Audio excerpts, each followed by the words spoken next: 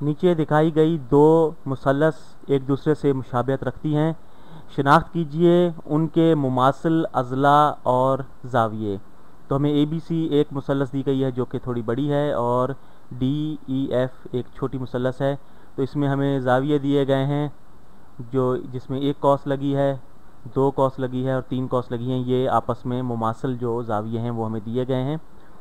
तो देखें कि ज़ाविया CAB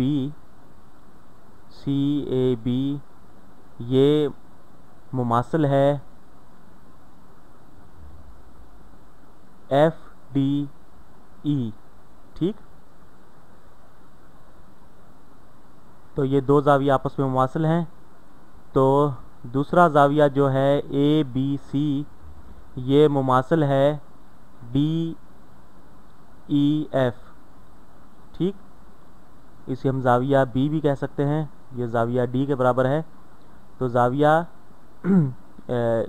E के बराबर है। ज़ाविया DEF जो है ये मुमासिल है ज़ाविया ABC के। तो ज़ाविया BCA ये मुमासिल है, इसमें देखेंगे तीन कॉस वाला जो ज़ाविया है वो हमारे पास F है। तो EFD ये हमारे पास ज़ाविया मुमासिल है BCA के। ठीक, इसी तरह हम अज़ला देखते हैं। ये जो AB ज़िला है, ये साइड जो है AB, यहाँ पर देखिए कि साइड AB जो है वो ज़ाविया एक कॉस और दो कॉस वाले ज़ावियों के दरमियान में है। ये मुमासलत रखती है DE के।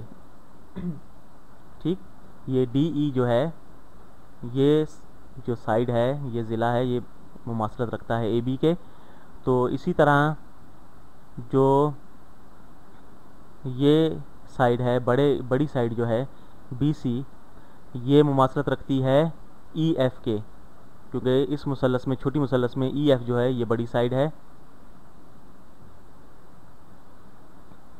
तो ये दो ज़िले आपस में मुमासलत रखते हैं। ये देखें कि ये जो एंगल या ज़ाविया D है उसके ओपोजिट या मुखालिफ जो ज़िला है ये EF है, और इधर जो है A के मुखालिफ जो ज़िला है वो BC है।